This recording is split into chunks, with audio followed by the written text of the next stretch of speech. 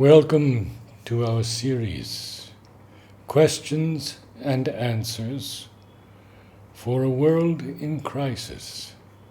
Today, Surrender, Part 3. From Sri Aurobindo. Question. Now I understand how I ought to surrender, but one part wants ordinary enjoyment and refuses a spiritual happiness that demands surrender. For this part, consecration is something terrible, and it wants to flee from it. Sri Aurobindo, you must remain firm in your will and use persuasion. Gradually, the rebellious part will surrender. It refuses to surrender out of ignorance. That ignorance must be dissolved. Question. How to open to the Divine Mother? Sri Aurobindo. By faith and surrender in a quiet mind. I have said that the human vital does not like to be controlled or dominated by another. And I said that that also was a reason why sadhaks find it difficult to surrender to the Mother. For the vital wants to affirm its own ideas, impulses, desires, preferences, and to do what it likes. It does not want to feel another force than that of its own nature, leading or driving it. But surrender to the Mother means that it must give up all these personal things and allow her force to guide and drive it in the ways of a higher truth, which are not its own ways. So it resists, does not want to be dominated by the truth light and the Mother's force, insists on his own independence and refuses to surrender. There is not much spiritual meaning in keeping open to the Mother if you withhold your surrender. Self-giving or surrender is demanded of those who practice this yoga, because without such a progressive surrender of the being, it is quite impossible to get anywhere near the goal. To keep open means to call in her force to work in you. And if you do not surrender to it, it amounts to not allowing the force to work in you at all, or else only on condition that it will work in the way you want, and in its own way, which is the way of the divine truth.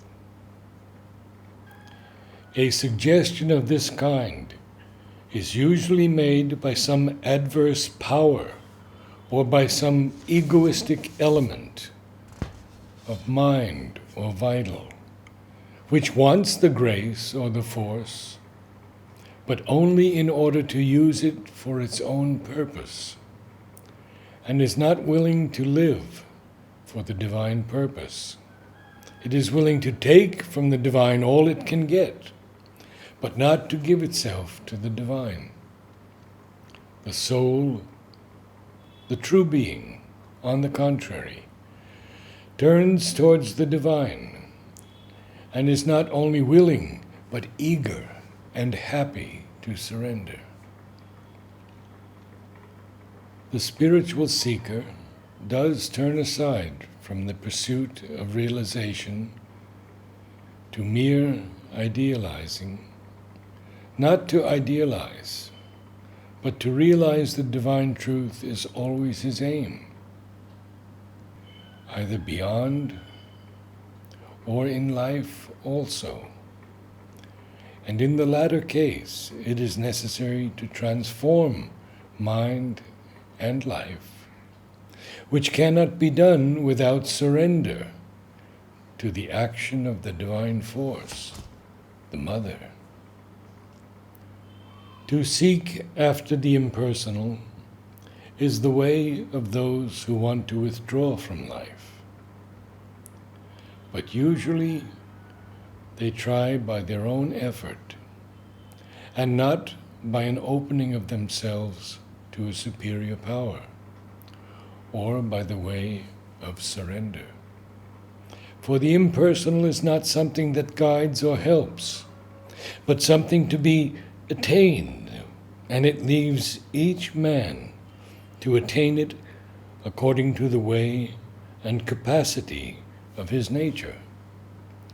On the other hand, by an opening and surrender to the Mother, one can realize the impersonal and every other aspect of truth also. The surrender must necessarily be progressive.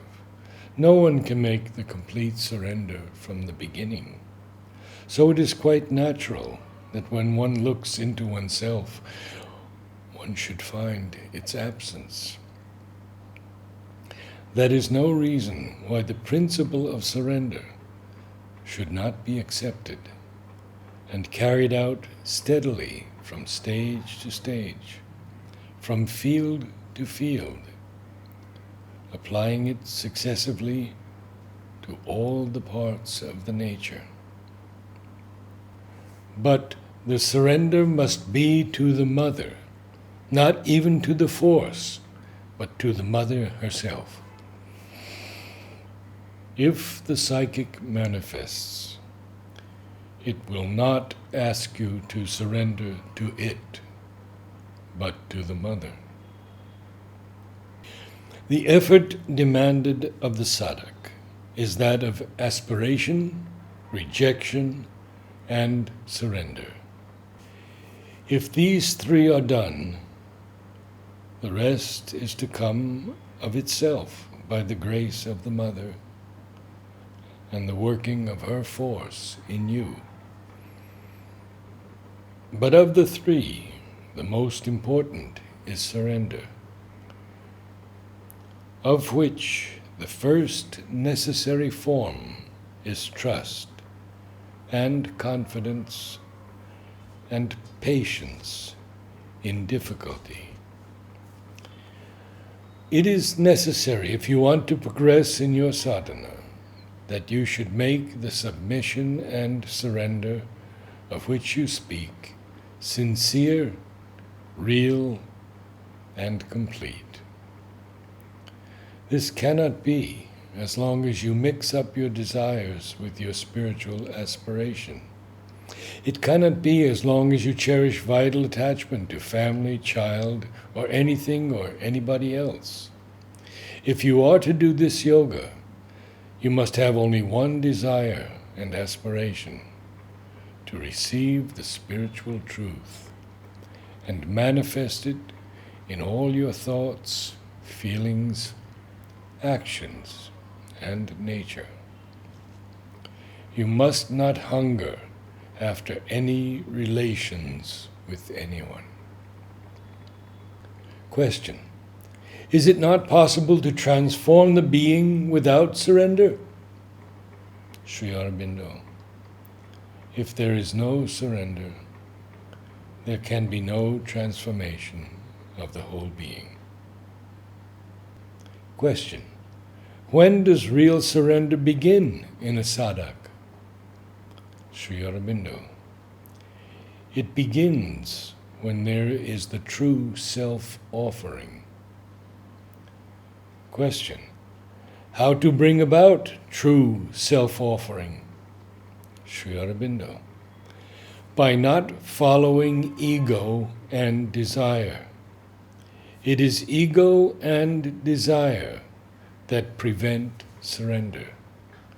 Question: What is the sign to indicate that a sadhak's determination to surrender to the divine is having practical effect in his life?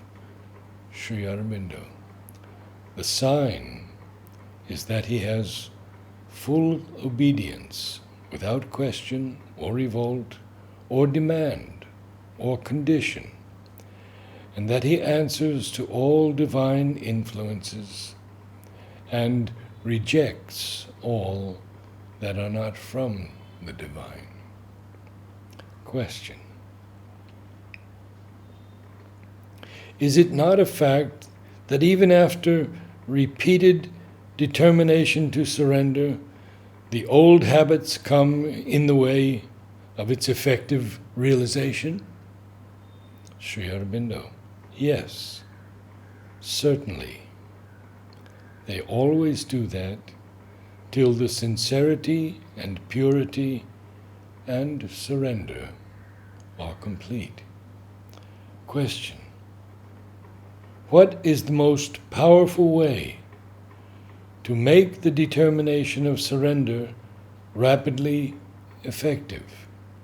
Sri Aurobindo. Absolute sincerity. Namaste.